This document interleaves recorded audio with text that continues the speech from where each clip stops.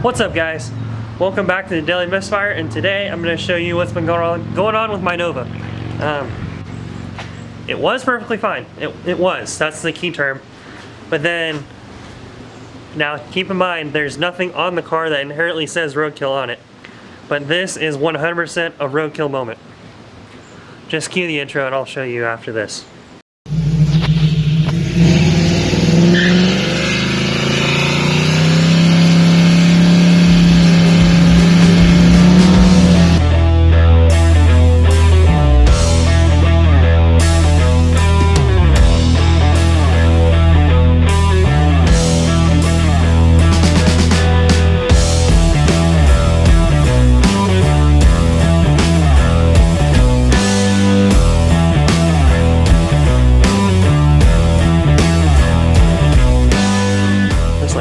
Okay, so first we're going to talk about the positives out of this whole situation. So first, I bought, I think last week, I ended up buying a set of M&H Race Masters for the car, a new water pump, and I got all this stuff to put a new shifter in the car because currently, I think the best the car's ever run is a 1395 and 99.8 or something like that. So it's like that close for 100 miles an hour, and it's absolutely killing me. I've done like every single thing I could to run 100 miles an hour, and we haven't gotten there. And that's while me shifting on the column with 245 60/14 BFGs on the back. Not those are new Cooper Cobras, because those tires were junk. I got my money's worth out of those. There's about, I think, that much material left until it gets cords on one of the tires.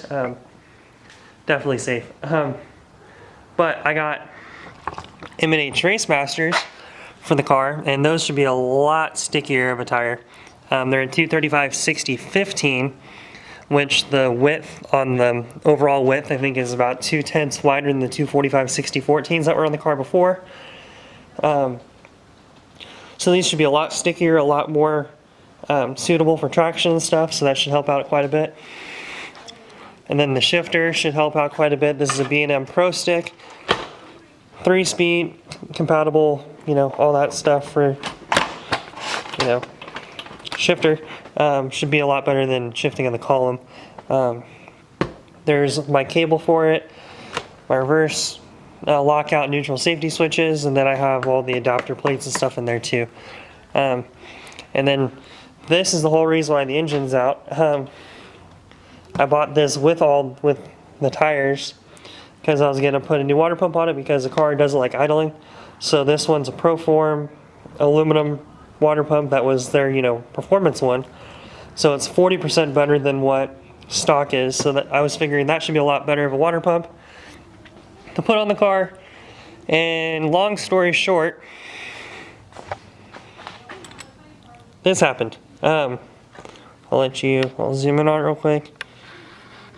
Yeah, so long story short,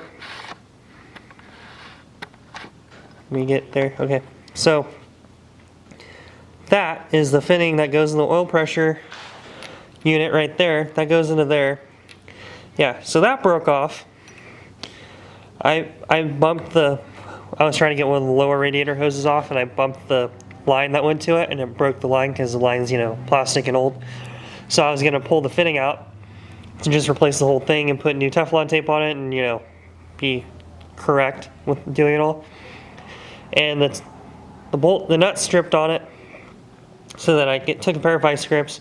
The vice grip stripped on it. Then we broke off the top of it, and then we tried to grind down to drill a slot in for a screwdriver. That didn't work. We used a propane torch on it. This is brass, mind you, with Teflon tape into cast iron. This should just come right out, but it didn't. Typically, because Roadkill moment. Absolutely killing me. So then we ended up having an easy out, drill a hole through it, ram the easy out, this one through it, which I still haven't even tried to get this off. Ram the easy out through it, and then took a pair of vice grips and was able to get it out. But if you can't, it's kind of hard to see in there, but you can kind of see some of the brass in there. Yeah, that went into that oil passage. So now we have to take the engine to our buddies at Cascar Machine Shop over in Sac, and have them hot tank the block to get all that metal out of there, and then we can reassemble the engine. But we have to completely, you know, take pistons out. We have to pull everything out of this block just to do that, just because of that stupid thing. But, you know, typical thing. But I guess when, you know, life gives you lemons, we're gonna make lemonade. So, you know, make milk. What we're going to be doing now with these, because these actually leak a little bit of oil or use oil in them, because I think we ended up putting we couldn't find the right exhaust seals for these heads. So we're going to have them I don't know if we're going to take them apart, if they're going to take them apart, but we'll bring these heads over to them. First off, we're going to get screw-in studs, because I have a set of 1/6 roller rockers I want to put on the engine, but I need guide plates, and I can't put guide plates on with push-in studs. It just doesn't work. And then we'll have them replace the exhaust seals on it. And then we are even going to have them, we'll talk about potentially porting these heads, because I don't think they've ever been ported. And with them being 202 Fuelie heads, which is the 202 1/6 valves, I think if we port these heads a little bit and make them flow a little bit better, I think the car will bust out a lot better of a ET. So, like I said, 1395 was the best it's ever ran before. If we do all of this stuff to the car that I'm talking about, I mean, it'd be kind of cool for the car to run, you know, a 1340, 1330, which is, I think that's darn right respectable for a small block Chevy Turbo 350 and an open rear end, an open 273 rear end. That's going to be the next thing to do, but until then, I think that's probably a lot of what needs to happen. At some point, potentially this week, I don't know if it's going to happen. I got an email about 2 weeks ago from Summit Racing saying that the leaf springs I ordered in December still are on back order, but they should be here on March 14th, or ship on March 14th from the factory. So, and they're a 5-leaf pack from Classic Performance Industries. So they should be here, you know, anytime, whenever that is. Can't say I'm a little frustrated about that, because I am a little frustrated, but yeah. So whenever those get here, they'll go on the car too. So that should help. We'll throw those Model Leafs away because they're garbage, and, you know, doing this for the back of the car, you can't really tell, but it's pretty sagged out back there. Even with air shocks and everything on the back of the car. If we put those on the car with the leaf springs, that should allow the back of the car to hook up a lot better.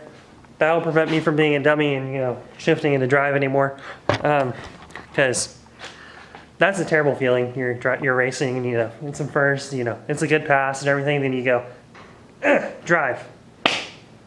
And then it shifts at 4,500, and I go, and it runs like a 1430 because it's, you know, at 4,400 through the lights instead of 5,600 through the lights. Because that's a big difference, especially for the 270 cam that's in this engine. Well, it's over there, but that cam likes the RPM, and with having that, doing that doesn't really help it. So, especially on my 273 rear gears, that really doesn't help anything. But yeah, so that's kind of the plan currently. We'll put the shifter in, the tires at the very least for the back of the car when we're in the drag pack Nova mode. That's gonna be the new nickname for my tires and stuff, because I'm even gonna get front rotors for the car, so we're gonna rip something off of Dodge. But yeah, so we'll freshen the engine up a little bit, clean it up, help get the valves, let them breathe a little bit better. The new water pump, new brass fitting for that. That kills me. Literally, you know, what should have taken 35 minutes to change the water pump ends up meaning. We're not going to talk about that anymore, though. That's the plan for all of this. So check back in I'll keep posting throughout this whole process. It should only take probably about 2 weeks for all this to get fully done and make the Nova really happy and hopefully make it run a whole lot better than it did before. I'm hoping 1350s will be probably around where it'll be. I'll be really happy if it runs like a 1320 or something like that. I'll be very happy with that. Also means I have to buy a helmet, but that's okay. I'm okay with buying a helmet because that means, you know, the car's going fast and I deserve to have a helmet for all my hard work and, you know, time and effort going into this. So yeah, I think that's the plan currently for the car. So like I said, check back in. I'll keep posting. I promise I'll do better about posting. Until then, keep up with Instagram and keep on keeping on. Later.